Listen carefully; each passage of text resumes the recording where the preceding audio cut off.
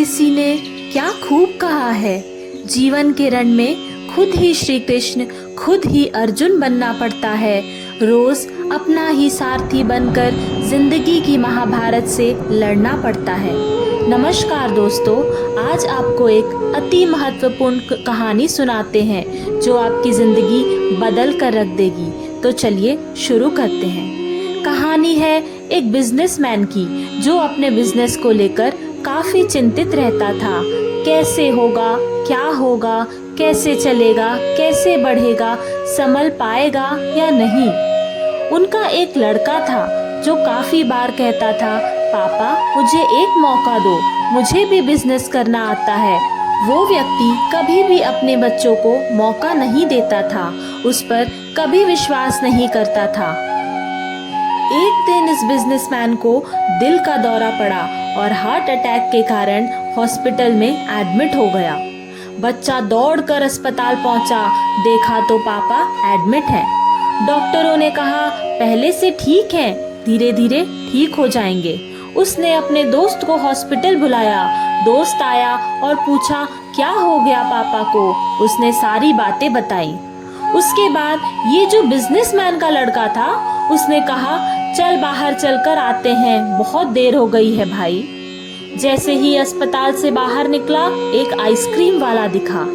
उसने अपने दोस्त को बोला चल भाई आइसक्रीम खाते हैं। वह दोस्त चौंक गया कि ये क्या पागलपंती है, इसके पापा हॉस्पिटल में हैं और इसे आइसक्रीम खाना है। उस लड़के ने आइसक्रीम खरीदी और खाने लगे। दोस्त से रहा नहीं गया और उसने पूछ ही लिया, भाई समझ नहीं आया तुम्हारे इतने बड़े बिजनेस का क्या होगा। तेरे पापा ठीक नहीं हैं, उन्हें दिल का दौरा पड़ा है, क्या होगा पता नहीं, और तू यहाँ आइसक्रीम खा रहा है। मुझे तो कुछ समझ ही नहीं आ रहा। वो जो लड़का था, उसने जो बात कही वो ध्यान से सुनिएगा। उसने कहा मुझे पता है भाई, तू ये सोच रहा है कि इसके पापा एडमिट हैं, बीमार है और ये यहाँ आइसक्रीम खा रहा है, टेंशन भी नहीं ले रहा। तो भाई मैं भगवान श्री कृष्ण का बहुत बड़ा भक्त हूँ और उनकी दो बातें को मैं हमेशा याद रखता हूँ। पहली बात जो सबको मालूम है कि काम करना है, फालतू की चिंता नहीं करनी है, जो होगा देखा जाएगा। तो मैं अपना काम पर फोकस करूंगा और बिजनेस भी अच्छा चलेगा। दूसरी बात को एक कहानी से समझाता हूँ। भगवान श्री कृष्ण की पत्नी माँ रुक्मणी से उनका बड़ा बेटा प्रद्युम्न हुआ और उस बच्चे का अपहरण हो गया। माँ रुक्मणी दुखी रहने लगी कि उनका बेटा ना जाने कहाँ होगा, ना जाने कैसा होगा।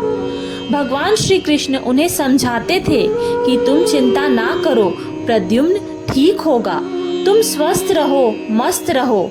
लेकिन इस चिंता में रुक्मणी जी के कई साल गुजर गए और 18 साल बाद प्रद्युम्न की वापसी हुई। जब प्रद्युम्न द्वारका वापस आए तो उनके साथ उनकी पत्नी मायावती थी। और दिक्कत की बात ये थी कि मायावती की उम्र 20 साल प्रद्युम्न से ज्यादा थी। माँ रुक्मणी पहले तो बच्चे को देखकर बहुत खुश हो गईं कि मेरा बेटा वापस आ गया। फिर दुखी हो गईं कि इतनी बड़ी लड़की से शादी करके आ गया। भगवान श्री कृष्ण के पास गईं और बोली ये क्या हो गया। भगवान ने कहा जो हो गया उसे स्वीकार कर लो, पर वो नहीं मान रही थी। दिन रात दुखी, दिन रात परेशान रहती थी। ऐसे ही दिन गुजरते चले गए।